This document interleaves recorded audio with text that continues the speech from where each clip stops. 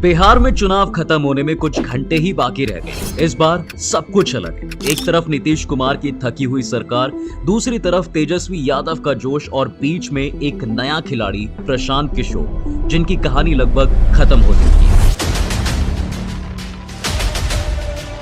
BJP की state leadership कह रही है नीतीश कुमार ही मुख्यमंत्री चेहरा रहेंगे, लेकिन होम मिनिस्टर अमित शाह कह रहे हैं कि सम्राट चौधरी को बड़ा आदमी बनाएंगे।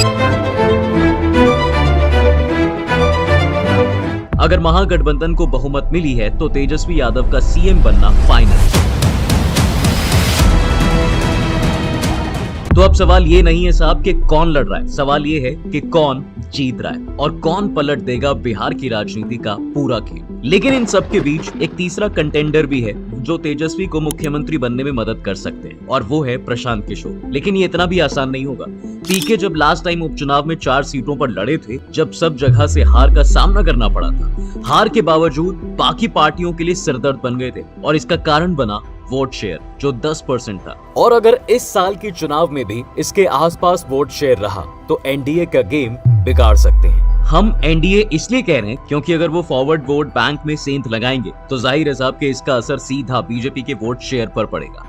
हालांकि एक फैक्ट ये भी है कि फॉरवर्ड जाति के वोटर आम तौर पर वेट एंड वॉच मूड में रहते हैं। वो अंतिम समय पर यानी वोटिंग से कुछ घंटे पहले भी फैसला कर सकते हैं। अगर उन्हें लगा कि प्रशांत किशोर का उम्मीदवार जीत की रेस में नहीं है तो वो अपने वोट बेकार नहीं जाने देंगे और आखिरी पल में जाकर बीजेपी को ही वोट कराएंगे। बिहार में पहले चरण की 121 सीटों पर 64.46% वोटिंग हुई है। अगर दूसरे और आखिरी फेज की 122 सीटों पर भी इसी तरह वोटिंग हुई तो ये बिहार की राजनीति को पूरी तरह बदल सकती है। कम से कम आंकड़े तो यही बता रहे हैं। आजादी के बाद एक दो चुनाव को छोड़ दें, जब बिहार में 5% से ज्यादा वोटिंग बढ़ी है या घटी है तो राज्य में सत्ता परिवर्तन हुआ है। इसे ऐसे समझते हैं, 1967 में वोटिंग 7% बढ़ी और पहली बार गैर कांग्रेसी सरकार बनी।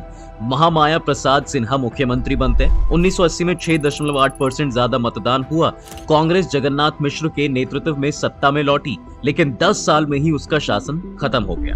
1990 में 5.8% वोट बढ़े और कांग्रेस की विदाई हुई। लालू यादव के नेतृत्व में जनता दल की सरकार बनती है। अब सब बिहार में वोटिंग बढ़ने की 2 सबसे बड़ी वजह को समझते हैं। पहला, महिलाओं को लेकर दोनों गठबंधनों ने बड़े वादे किए। एनडीए ने चुनाव से पहले 1.21 करोड़ महिलाओं के खाते में 10-10 हजार रुपए डाले। वहीं तेजस्वी यादव ने हर साल 30,000 देने का वादा किया है। एक्सपर्ट्स मानते हैं इन्हीं वादों की वजह से महिलाएं बड़ी संख्या में वोटिंग के लिए निकली हैं।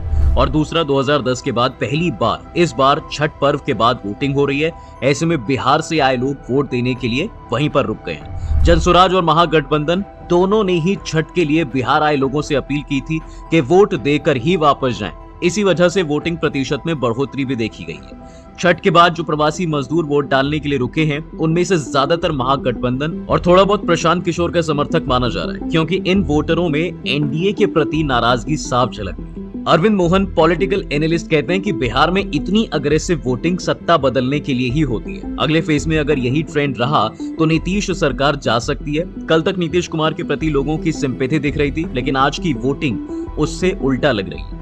वैसे अगर बात करें तो इस बार का चुनाव महिला और यंग वोटर पर टिका हुआ है कि वो किधर शिफ्ट होंगे। अब एक डेटा के मुताबिक बिहार में करीब 1 करोड़ 60 लाख युवा वोटर हैं।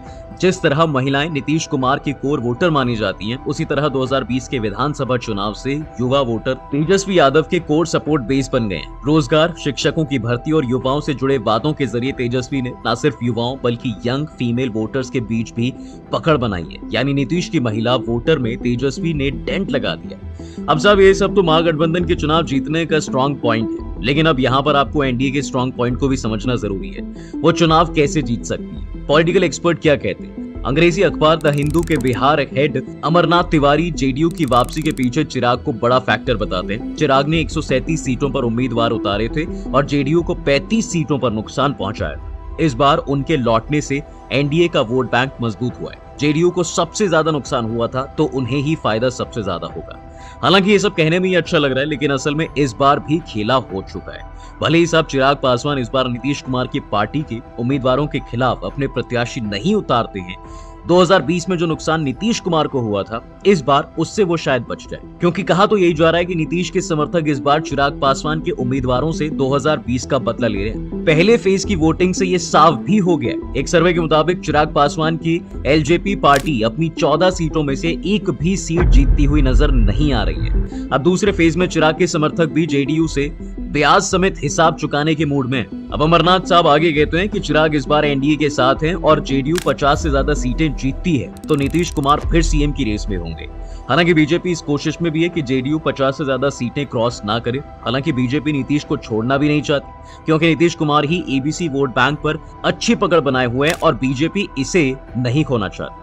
हालांकि महागठबंधन के लिए सबसे अच्छी खबर यह भी है कि 2020 में जो सीएम नीतीश के अगेंस्ट एंटी इनकम्बेंसी थी वो इस बार और ज्यादा हो गई है। और दूसरा, नीतीश कुमार के खराब स्वास्थ्य का भी फायदा महागठबंधन को मिल रहा है और यही दो चीजें सबसे बड़ा ड्रॉबैक है एनडीए अलायंस के लिए और यही चीजें उसे चुनाव जिता सकती है। वहीं बीजेपी ने एंटी इनकम्बेंसी को खत्म करने के लिए ही अभी तक नीतीश कुमार को साफ तौर पर मुख्यमंत्री चेहरा घोषित नहीं किया है। कहीं ना कहीं ये बीजेपी की ही एक चाल है। वो पत्रकारों के सीएम फेस से जुड़े सवालों को जलेबी की तरह घुमा रहे हैं। तभी तो अमित शाह उप मुख्यमंत्री सम्राट चौधरी को बड़ा आदमी बनाने की बात करते हैं ताकि बिहार की जनता में मैसेज जाए कि अगला सीएम बीजेपी से ही होगा। लेकिन क्या नीतीश कुमार के जिंदा होते हुए ऐसा पॉसिबल है? पूरा वीडियो देखने के बाद आपको क्या लगता है? अपनी राय मुझे कमेंट्स में जरूर बताइएगा। वीडियो अगर आपको पसंद आई है तो लाइक शेयर करें और चैनल को जाते जाते सब्सक्राइब करना बिल्कुल ना भूलें।